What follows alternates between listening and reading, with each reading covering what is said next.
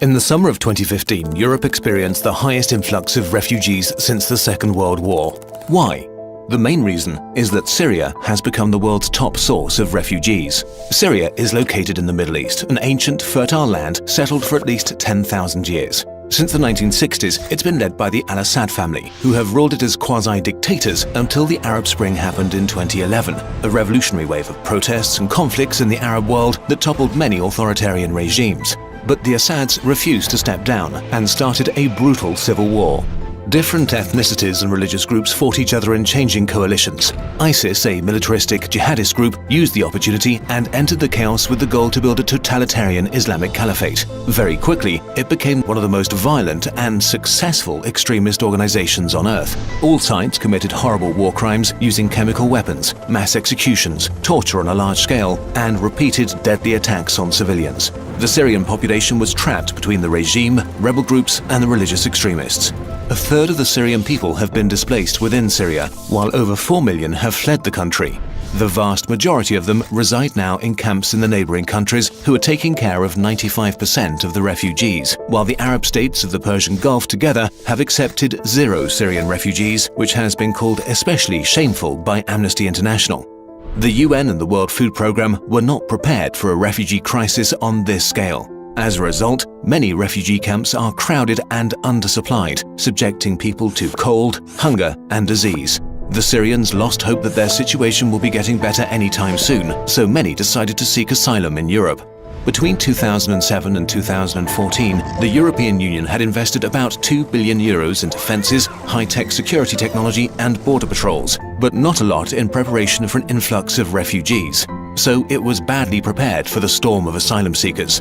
In the EU, a refugee has to stay in the state they arrived in first, which put enormous pressure on the border states that were already in trouble. Greece, in the midst of an economic crisis on the scale of the Great Depression, was not able to take care of so many people at once, leading to terrible scenes of desperate, hungry people on islands usually reserved for tourists.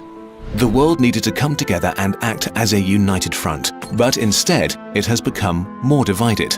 Many states downright refused to take in any refugees, leaving the border states alone in their struggle.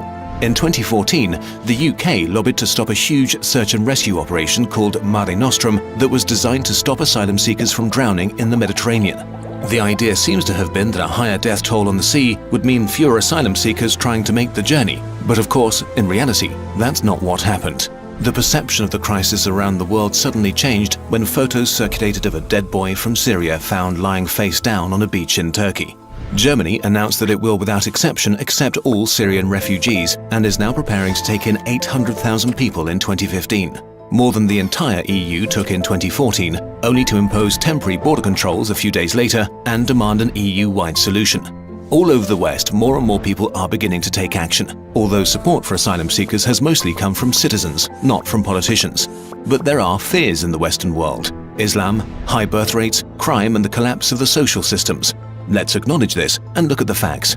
Even if the EU alone were to accept all 4 million Syrian refugees and 100% of them were Muslims, the percentage of Muslims in the European Union would only rise from about 4% to about 5%. This is not a drastic change and will certainly not make it a Muslim continent. A Muslim minority is neither new nor reason to be afraid. Birth rates in many parts of the Western world are low, so some fear asylum seekers might overtake the native population in a few decades. Studies have shown that even though birth rates are higher among Muslims in Europe, they drop and adjust as the standard of living and level of education rises. Most Syrian refugees already are educated. The birth rate in Syria before the civil war was not very high, and the population was actually shrinking, not growing. The fear that refugees lead to higher crime rates also turns out to be wrong. Refugees who become immigrants are less likely to commit crimes than the native population. When allowed to work, they tend to start businesses and integrate themselves into the workforce as fast as possible, paying more into the social systems than they extract from them. Syrians coming to the West are potential professional workers desperately needed to sustain Europe's aging population. Also, refugees traveling with smartphones has led to the misconception that they're not really in need of help. Social media and the internet have become a vital part of being a refugee. GPS is used to navigate the long routes to Europe. Facebook groups give tips and information about obstacles in real time. This only proves that these people are like us. If you had to make a dangerous journey, would you leave your phone behind? The European Union is the wealthiest bunch of economies on earth, well-organized states with functioning social systems, infrastructure, democracy, and huge industries. It can handle the challenge of the refugee crisis if it wants to. The same can be said for the whole Western world. But while tiny Jordan has taken in over 600,000 Syrian refugees, the UK, which has 78 times the GDP of Jordan, has only said it will allow 20,000 Syrians across its borders over the next 5 years.